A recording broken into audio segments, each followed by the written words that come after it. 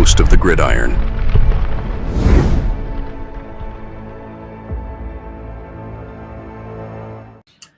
So the thing is now the Giants obviously have fallen, right, to pick number 4. Now, obviously you have no idea what they're thinking. You're never going to know what they're thinking, right? But, I mean, you start looking at, once again, you're just looking at a lot of things you have no access to at all whatsoever. Like when Bob Papa was talking about this too. He said, the interview when they sit down and talk to the players, and you don't have access to that. You have no idea what they're talking about. The medical history, nobody has access to that, except for like the football teams. Nobody, the press or nobody. They don't hand medical histories out to the guys in the press, or they're holding them out. Oh yeah, it was a fracture. Yeah. Nobody has that. Nope.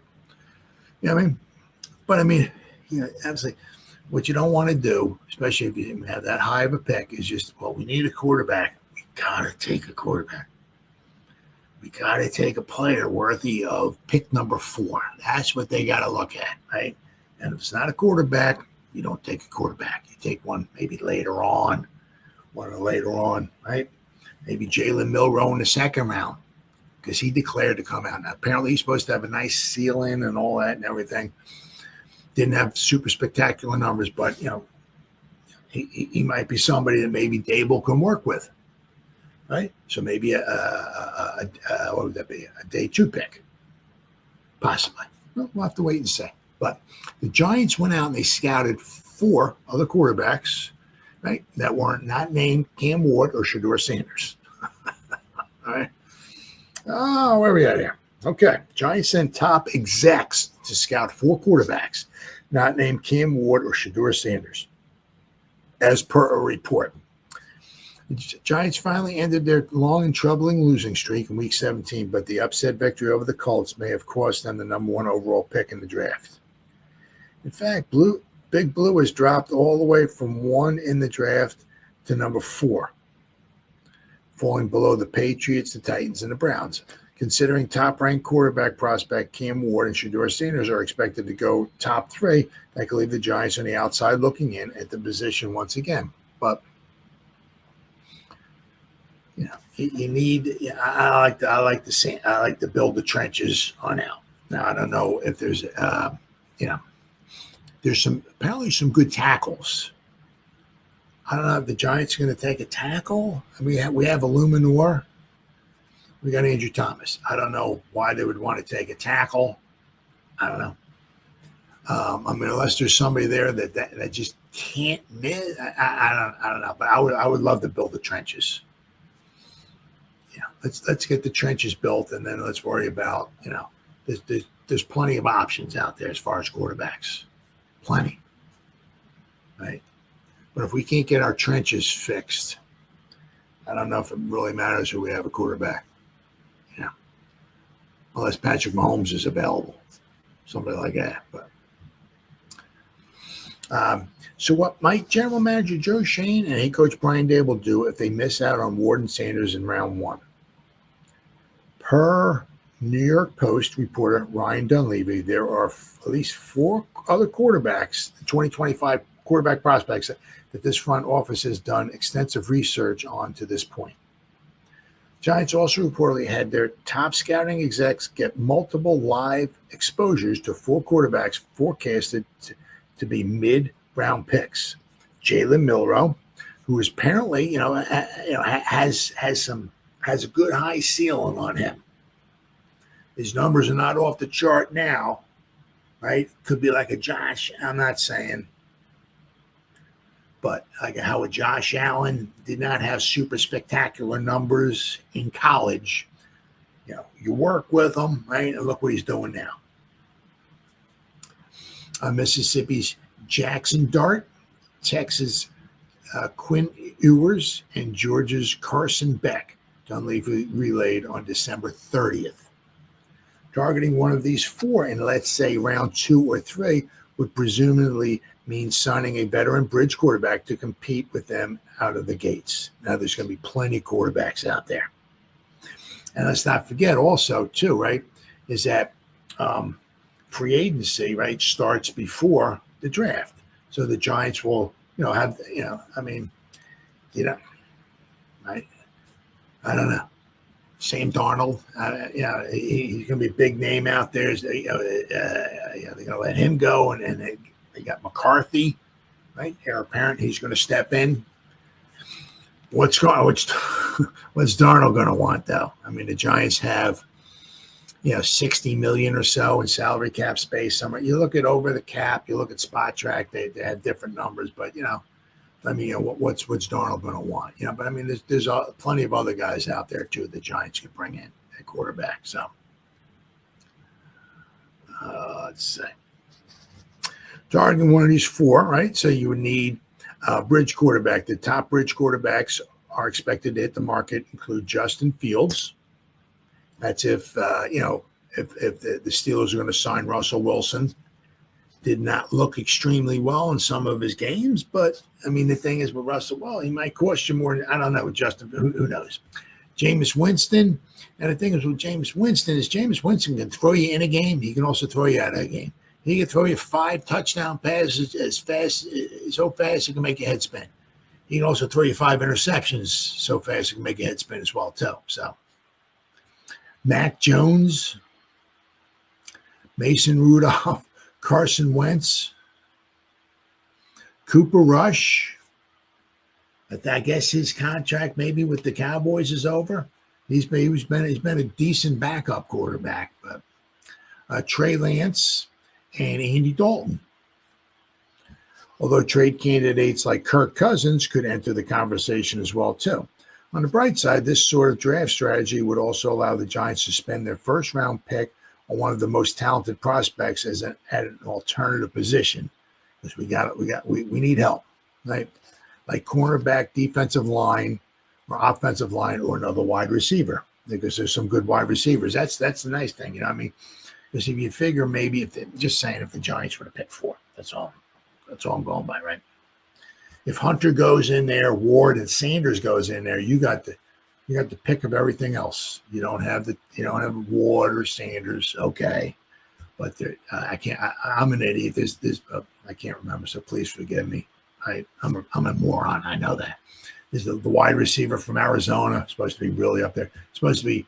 I got to give Wink some credit. Right, what he's doing there in Michigan.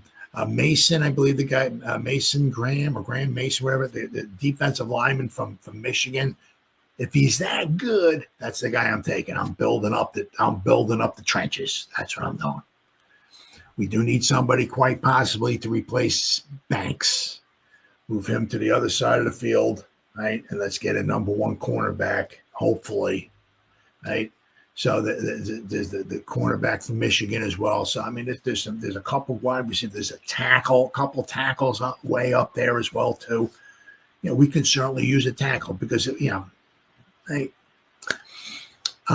Is Illuminor's next season, I believe, would be his final season with the Giants. We can certainly re-sign him if he wants to be a backup. But if we were to draft a tackle, you take the best, whoever the top of the top is. If it's a cornerback, a defensive lineman, an offensive tackle, whoever's the highest grade, you grab them because we can use them. If Slayton doesn't come back, right, because he's probably going to want to go elsewhere and make some money. I don't blame the guy because he's been making chicken scratch here with the Giants. And if we're not going to use Jalen Hyatt, you need a wide receiver. We got Bryce Ford Wheat and all, but if there's a dog out there, I mean, you realize that between Wan'Dale Robinson and Malik Neighbors, right, especially if Malik didn't miss any games, those 2 guys combine their receptions this season. Thankfully, they've been healthy. After this game is over with the Eagles, they'll have close to almost 200 receptions between the 2 of them. Pretty good, huh? Throw out another wide receiver, pick number 4. Wide. I mean, wow, we'll have some weapons. It's going to be expensive coming up, but I mean, so whoever the top guy is, pick him because we could probably use him. As I said, if the tackle is that good, I said, I like build. Let's get the trenches built. I said, because, you can pick up all these nice fancy gadgets and all of that stuff and everything and, corner this and blah, blah, blah. But if you can't control the trenches, you're SOL, baby. SOL. All right, let's see. The 33rd team's lead draft analyst, Kyle Krabs, referred to both Beck and Ewers as productive passers with questionable tools in October. Ewers is 6'2", injury history and frustrating lack of growth and consistency topped Krabs' list of concerns when discussing the Texas product. Krabs also noted that Ewers may have benefited from a star-studded supporting cast that was mostly drafted in 2024.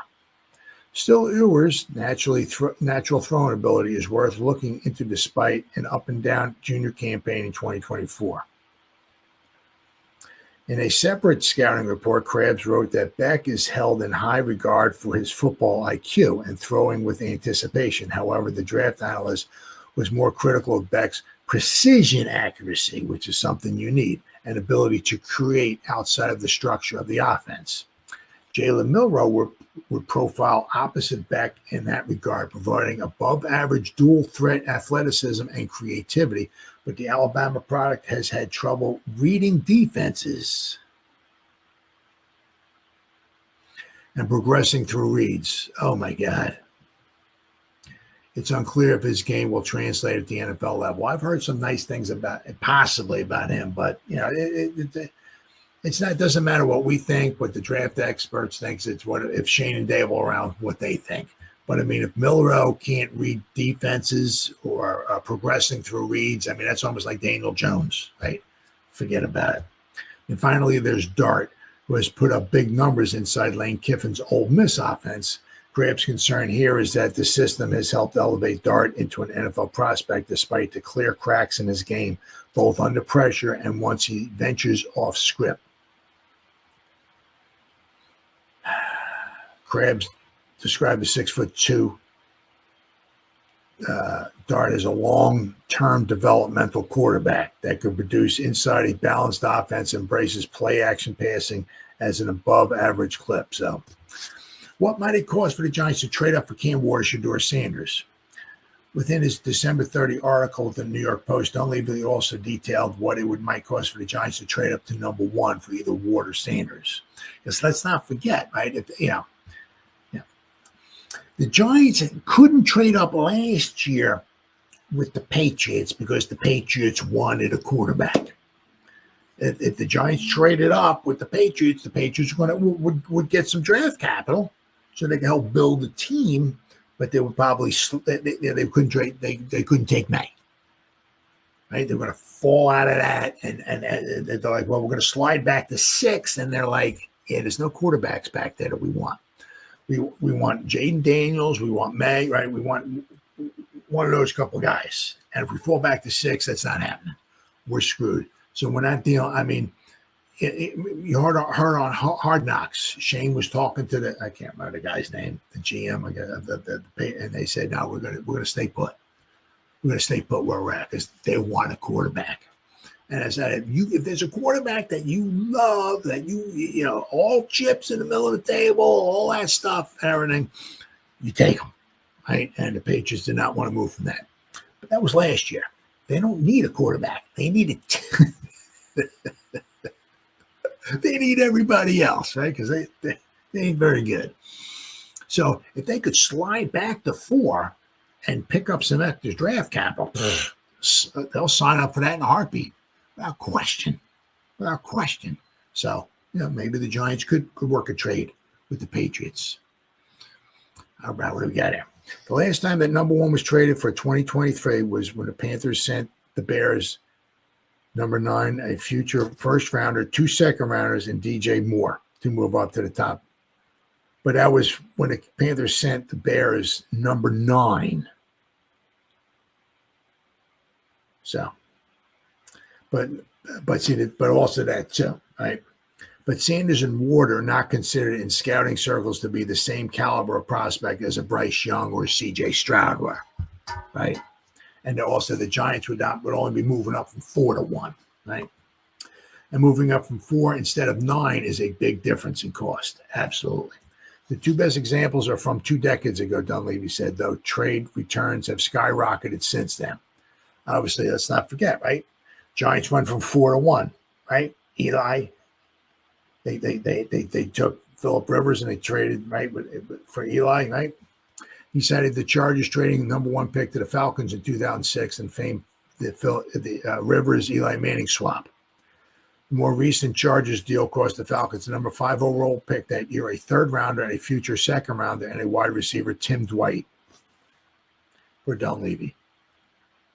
So while the Manning trade cost the Giants the number 4 overall pick, which was Rivers, a future 1st rounder the following year, because in 2005 the Giants did not have a 1st round pick, a 3rd rounder, and a future 5th rounder. Right? So, so to go from 1, I mean, possibly. I mean, possibly. So you go from 1 to 4. The Giants could have any player in the draft. Possibly. That is what it cost the Giants. The Giants would have to give up pick number 4. They're probably their 1st rounder the next year, a 3rd rounder, and a 5th rounder. That sounds about right to go from 4 to 1. But I'm saying, but that would be fantastic for the Patriots because the Giants next season are probably not going to be very good. So the 1st round pick that the Giants gave the Patriots this year for next year would probably be a good one. It'll be in the top half of the draft, probably, right? A 3rd rounder and a 5th rounder. And I said, the Patriots can have the best of the best, right? At pick number 4. Right? They'll miss out on probably maybe the 2 quarterbacks, maybe Hunter, but then there's a ton of players out there. So they would probably love that deal. They would love to talk to the Giants this year. The Giants want to move up from 4 to 1, but the Giants would have to be all in on one of these guys because basically it would cost Shane and Daboll their jobs if they're wrong. So they better be right.